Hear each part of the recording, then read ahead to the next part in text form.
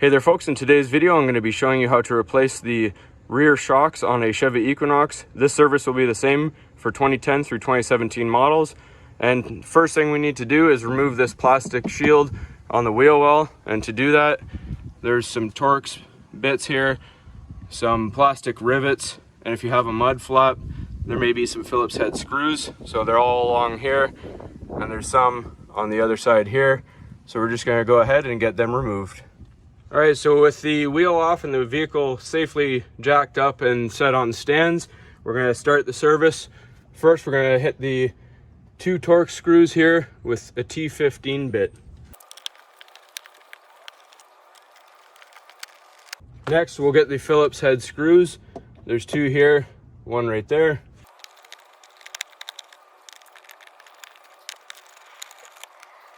Now this one is actually a plastic rivet with a Phillips head tip on it, so we're just going to pop that off real quick. Now it's time for the plastic rivets. And I'm just using this panel popper. You can use a flat edge screwdriver if you don't have one, but this is much easier. There's one right here. All right, now on the front side we have these 3 here and this one right here.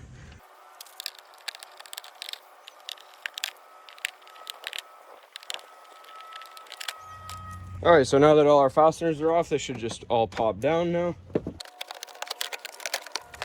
All right, so if you do have a mud flap, there will be a screw under there. I'm deciding to take it off because this won't come off. It's just in the way, so we're just gonna remove that.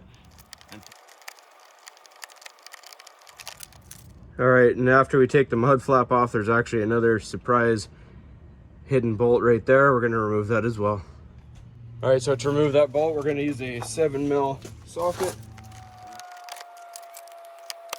All right, so that's all for the plastic part. All right, so now the next step is to look right at the top of the shock here. There's an 18mm bolt. We're going to remove that.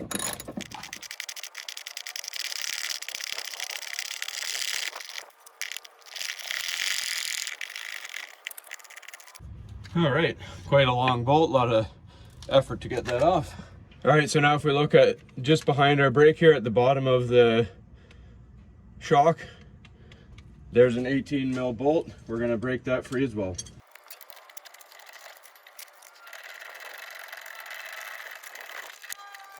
And our bolt just comes out just like that. All right, so now we just remove our bolt, slide this out. You may have to push down on it, compress it, then it'll come out the top. Then your whole assembly comes out just like that.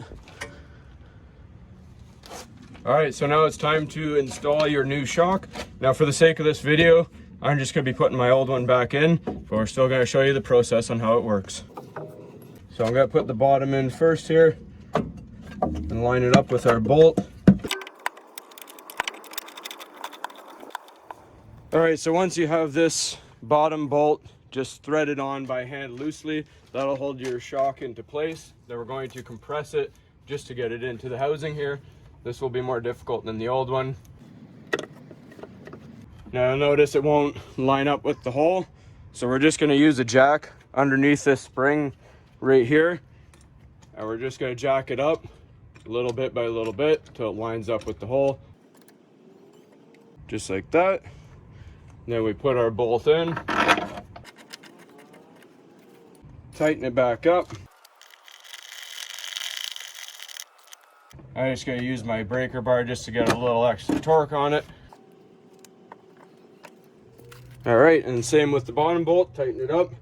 And actually now, just to make a note, you can actually see where I have my jack. You can take it out at this point, but I'm just going to wait till I'm done.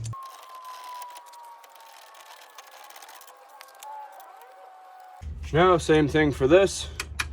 Get it nice and snug. And let your jack down.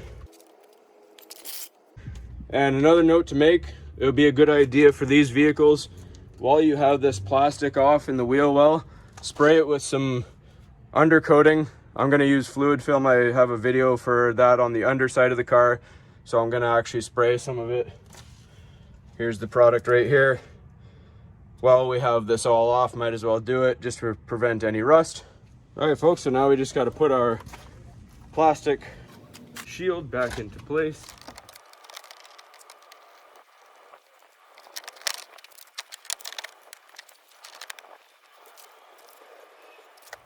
That's all there is to it, folks. Obviously, get your wheel back on, torque it to 140 foot-pounds of torque, and enjoy the ride.